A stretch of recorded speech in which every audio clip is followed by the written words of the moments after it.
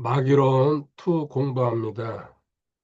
지난 시간에 마기의 정체에 대해서, 기원에 대해서 가장 기본적인 내용을 살펴보았습니다. 오늘은 마기론 2, 마기의 계략. 마기의 계략은 저는 두 가지로 나눕니다. 먼저 전략이 있고, 그 다음에 전술이 있습니다. 원래 군대 용어인데, 전략이라는 것은 전체적인 그 구조입니다. 틀. 이제 쉽게 말하면 숲이죠, 숲. 그럼 전술은 나무가 되는 거죠. 세부적인 어떤 상황에 대한 대처 방법. 마귀는 전략과 전술 두 개를 적절히 사용하면서 사람들을 미혹하죠. 고린도후서 2장 11절을 본문으로 시작하겠습니다. 이것은 사탄이 우리를 이용하지 못하게 하려 함이라. 우리는 그의 계략들에 대해 무지하지 아니하노라. 아멘. 여기 지금 제가 계략이라고 표시했는데 사실은 문제가 있죠. 무지하지 아니하노라. 알아야 된다는 뜻인데요. 이렇게 생각해 보세요. 마귀를 과소평가하는 경우. 별거 아니야. 이럴 경우에는 이게 이제 무지로 가는 거죠. 마귀를 알면 이런 말을 할 수가 없습니다. 그래가지고 쏘가 넘어가는 겁니다. 근데 또 반대로 마귀를 과대평가하는 경우가 있습니다. 이거는 우리가 상대할 수 없는 존재야. 상상 초월의 능력을 갖고 있고 이렇게 되면은 공포심이 나를 압도하기 시작합니다. 많은 사람들이 이 둘 중에 하나입니다. 이렇게 되면은 뭐에 빠집니까? 미신에 빠지게 돼 있어요. 이거 해결하려고 무당 찾아가고 이제 각종 오컬트로 빠지는 거죠. 신비주의. 근데 우리는 영적으로 적절한 균형을 갖고 있어야 됩니다. 이렇게 되면은 마귀에 대해서 분별하고 그 다음에는 대항할 수 있고 또 자유함을 얻습니다. 자, 이 세 가지. 마귀의 계략이 있습니다. 전략과 전술로 저는 나눠가지고도 지금 보고 있습니다. 과소평가해도 안 되고 과대평가할 필요도 없습니다. 성경에서 배운 그대로 믿고서 마귀를 분별해 들어가면요. 아무것도 아닌 존재가 됩니다. 물론 그 일은 주님이 하시는 겁니다. 제가 하는 게 아니고. 그 핵심은 거기 있죠. 마귀의 전략 중에서 먼저 전략을 보겠습니다. 가장 큰 전략이 거짓과 속임수입니다. 같은 말이라고 해도 틀리지 않죠. 고린도후서 4장 4절을 보겠습니다. 고린도후서 4장 4절에 그들 속에서 이 세상의 신이 믿지 않는 자들의 마음을 가려 하나님의 형상이신 그리스도의 영광스러운 복음의 빛이 그들에게 비치지 못하게 하였느니라. 아멘. 여기 그들 속에서 위에 3절에 잃어버린 자들, 구원받지 못한 자들이 대상입니다. 첫 번째. 그 잃어버린 자들, 구원받지 못한 자연인들 속에서 이 세상의 신은 마귀를 얘기하고 있죠. 이 세상의 임금, 왕, 이렇게 이제 번역을 하는데요. 믿지 않는 자들의 마음을 가려. 믿지 않는 자들이라고 할 때에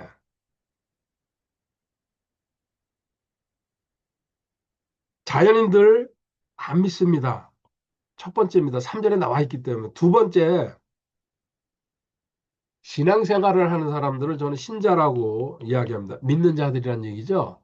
근데 이 신자 안에는요, 두 가지로 나눠집니다. 성도가 있습니다. 구원받은 사람. 그냥 교회 다니는 종교인들이 있습니다. 두 번째 대상은 여기 신자입니다. 아직 믿지 않는 자들, 신자 안에서도요, 구원 그렇고 두 번째 마귀에 대해서도 조금 전에 평가했지만요, 과소, 과대로 나가잖아요. 이거 믿지 않는 자들이에요. 실질적으로, 저 내용 자체가.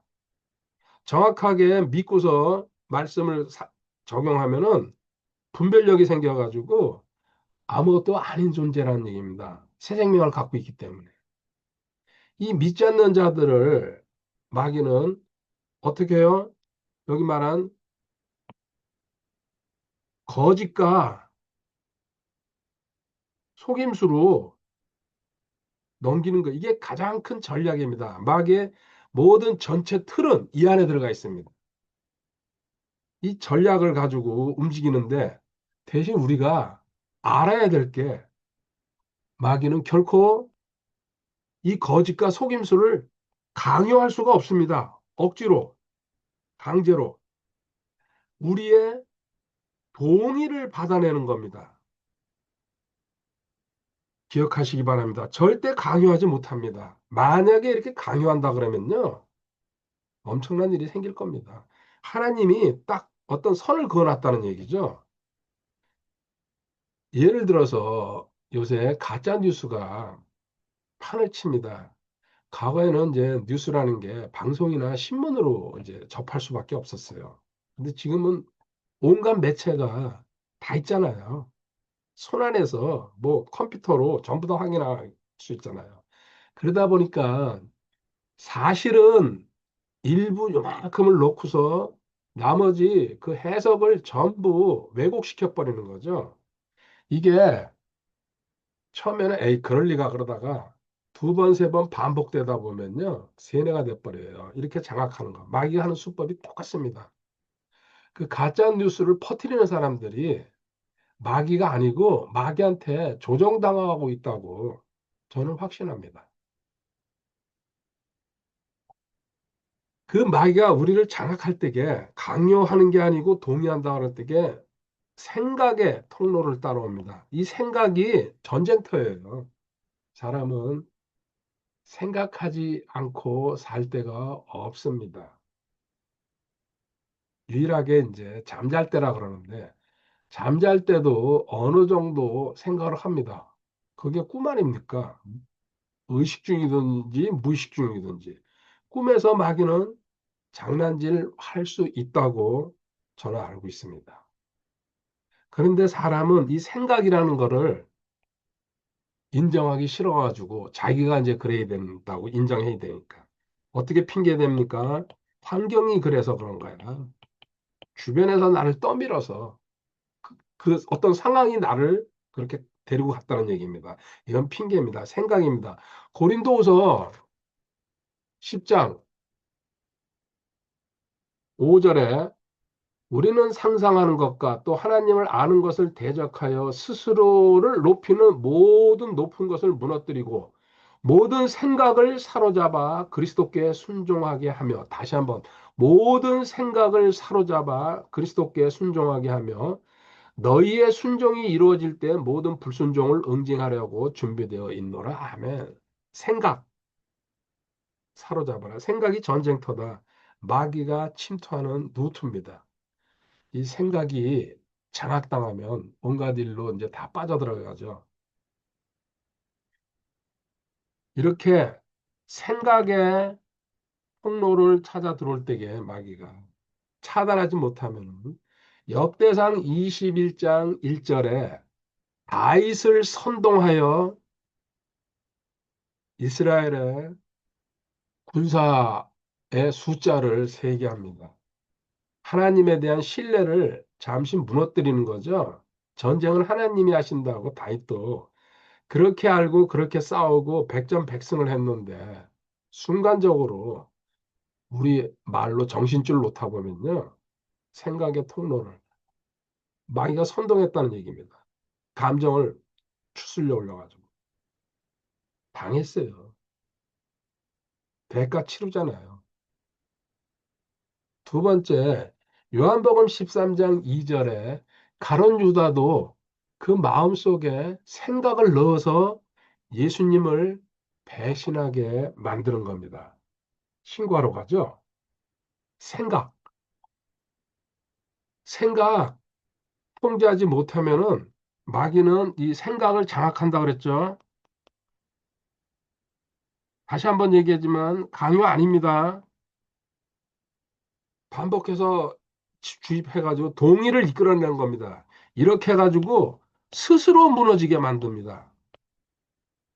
내 안에서. 트로이 목마 이야기가 그리스 로마 신화에 있습니다. 10년 동안 트로이 성을 공격했는데도 안 되니까 작전을 짜죠. 물러가면서 큰 목마를 만들어가지고 그 안에 군사들을 숨겨둡니다. 그리고 버리고 도망갑니다. 그러니까는 이제 그거를 전리품이다. 그리고 또 이제 각종 미신적인 얘기가 거기 많이 들어가 있죠. 성 안으로 가져 들어옵니다.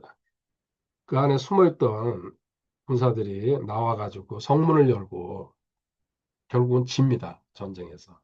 속임수죠. 기만. 마이가 쓰는 가장 큰 전략. 생각의 통로를 따라 들어와가지고 우리한테 속임수로 나락으로 떨어뜨려 버립니다. 이게 마귀의 공격 루트에서 가장 중요한 건데, 제가 이렇게 기록할게요. 거짓 생각을 집어넣습니다. 그러면 처음서부터 사람이 이걸 받아들이는 게 아니에요. 의심하고 또 갈등해요. 그럴까? 설마 이럴 리가. 그러다가 또 그게 비슷한 재료를 계속 마귀가 주입을 하니까요.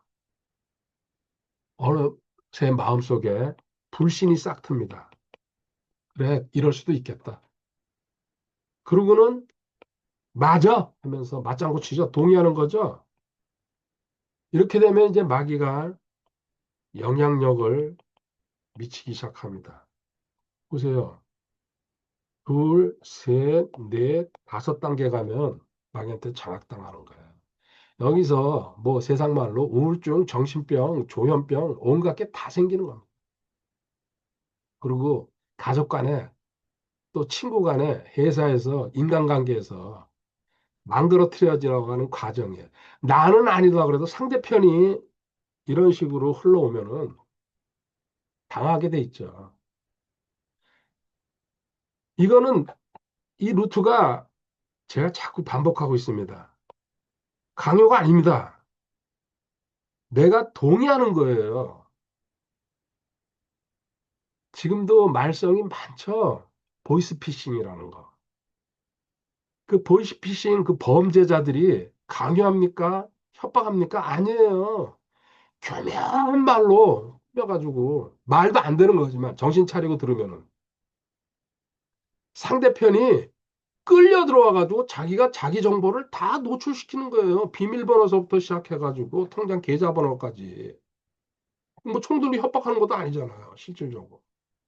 사기예요. 이런 과정을 마귀가 하는 수법을 그들도 마귀 들렸기 때문에 그대로 써먹는다는 얘기입니다.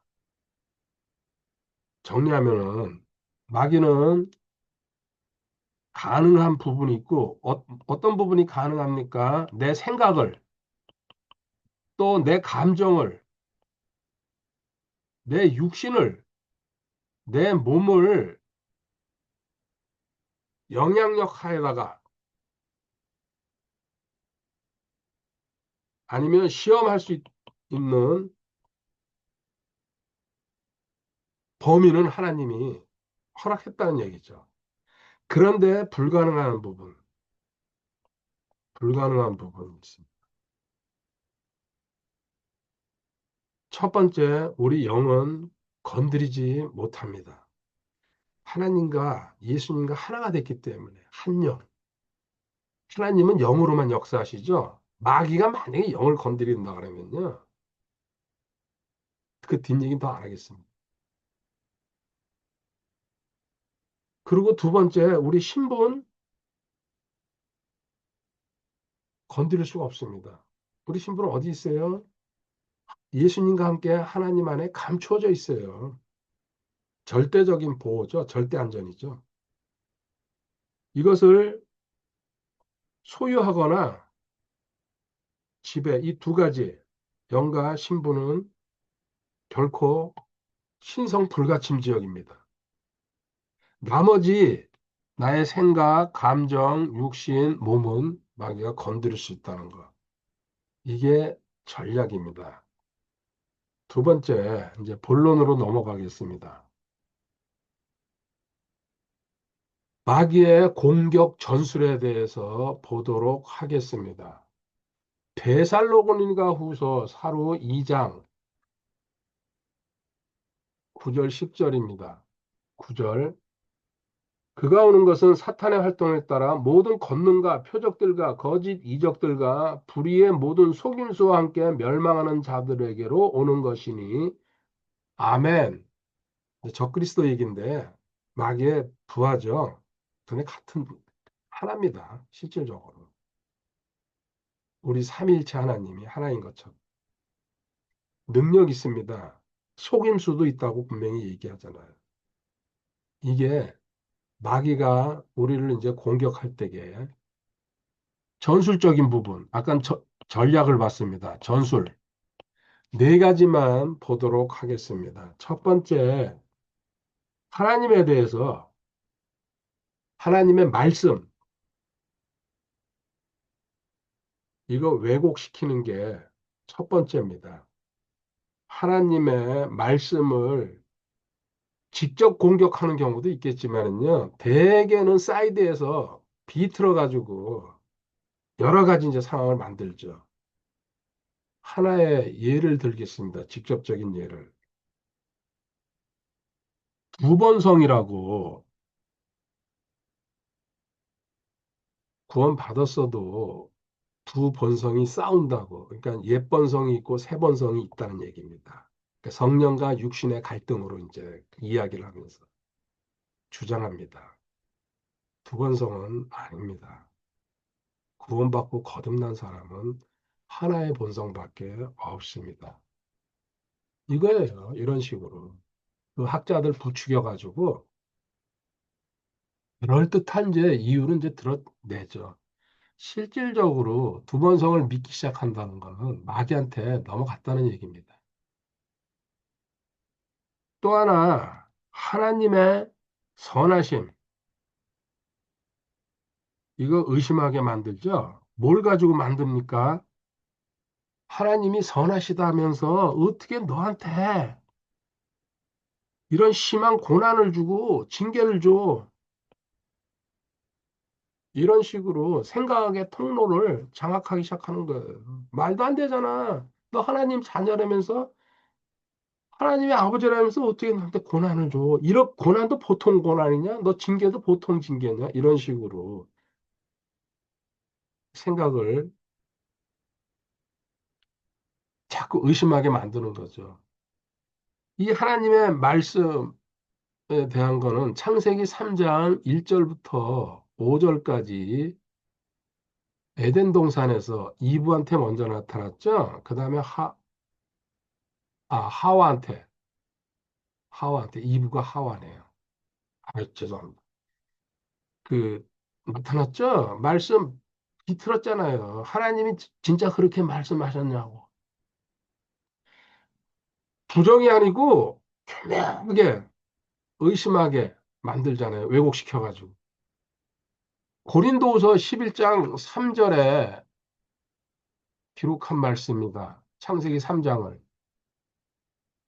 그러나 뱀이 자기의 강교함으로 이브를 속인 것 같이 어떤 방법으로든 너희 마음이 그리스도 안에 있는 단순함에서 떠나 부패될까 내가 두려워하노라. 아멘. 이브를 속인 것 같이.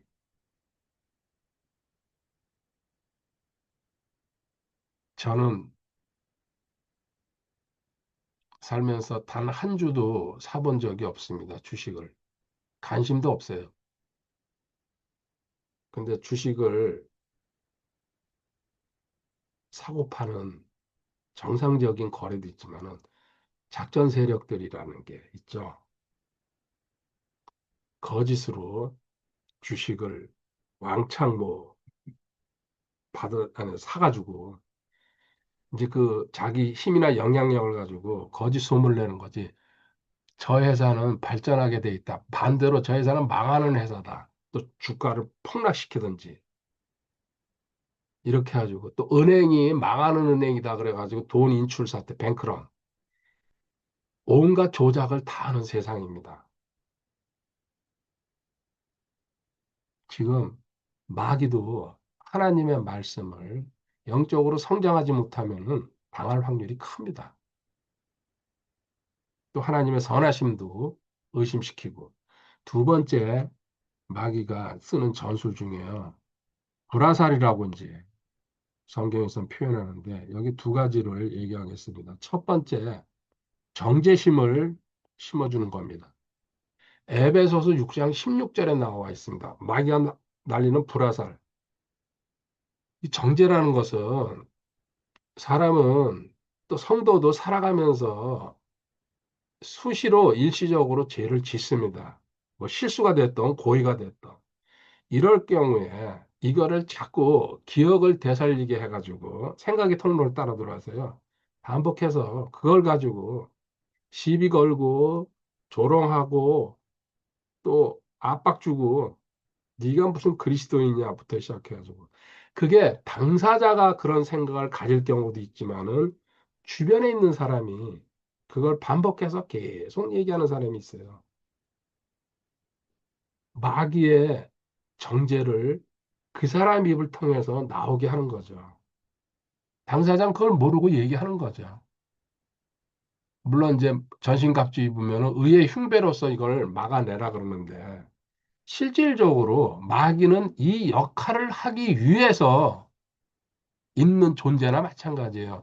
계시록 12장 10절에 보면은 고소하기 위해서, 비방하기 위해서 있는 존재라고 성경에서 명확히 밝히고 있습니다. 그러니까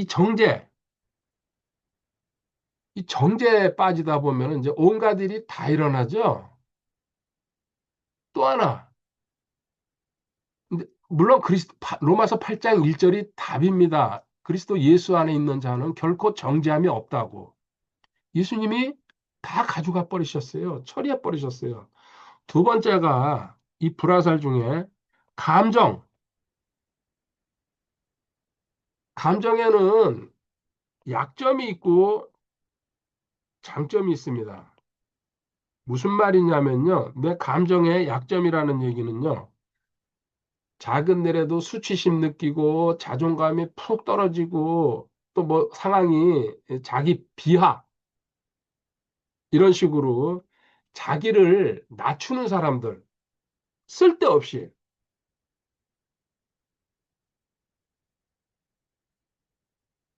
요새 신문에 시리즈로 AI에 대해서 당하는데 저도 보고 놀란 게 있습니다. 지금 현재 AI가 상용화된 지 사실 저 정확하게 모르겠는데요. 얼마 안 됐잖아요. 전 세계적으로 보고된 사례가 200건 정도의 자살건이 있답니다. 우리나라에서 12건이라고 그러더라고요.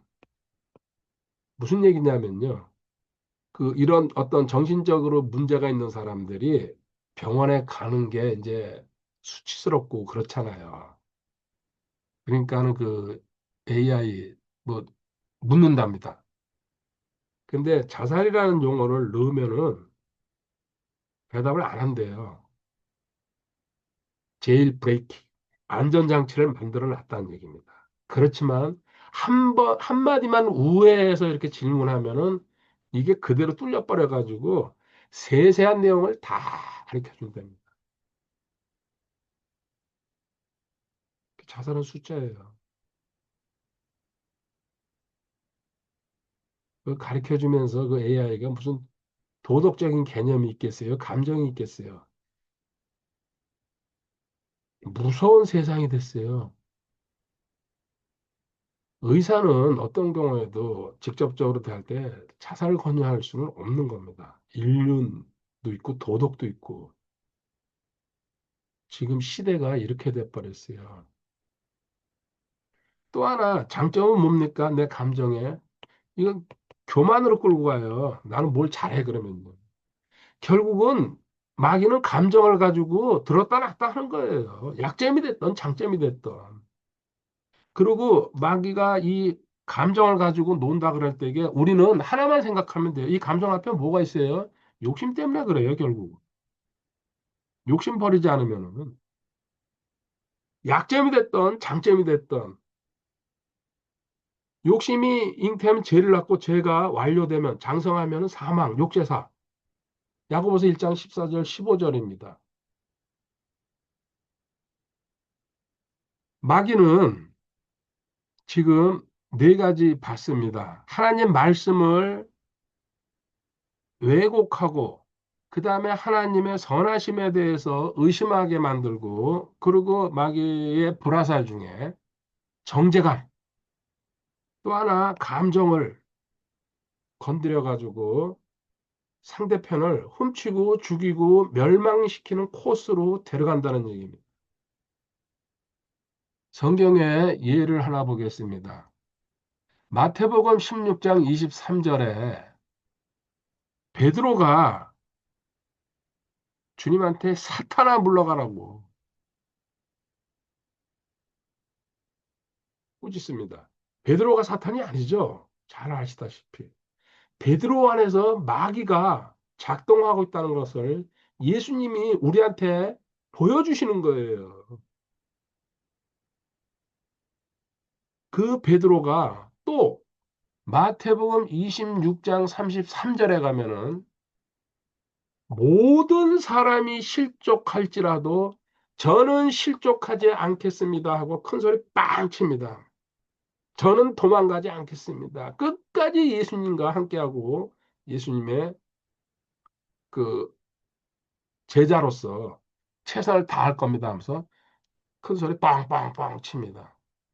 근데 같은 26장이에요. 물론 이게 마가복음, 누가복음에도 같이 나와 있습니다. 75절인가요? 새벽에 세 번 부인하고서 통곡한다는 얘기. 인간은 특히 감정 없는 사람이 없어요. 이건 마귀가 들었다 놨다 한 거예요. 그 오순절 때 성령님 받고서 베드로도 변화되지. 그 변화됐을 때게 구원 받았어요. 성령 받았어요. 그거 가지고 안 된다는 얘기를 제가 지금 할게요. 새 생명이 이 새 생명은 누굽니까? 주님 자신입니다. 내 생명과 교환했다, 대체됐다는 것까지 확신하지 못하면 끌려다니게 돼 있어요. 그걸 1월 달에 제가 깨달은 겁니다. 나는 없고 주님이 구원받을 때에 완전히 나랑 교체됐다는 얘기입니다. 완전하게, 완전하게. 나는 어디 있습니까? 하늘나라에. 하나님 보좌 우편에 예수님과 함께 감춰져 있죠. 안전한데.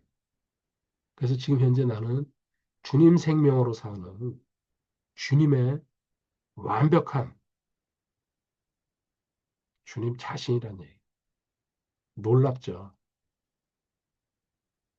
결론으로 가겠습니다.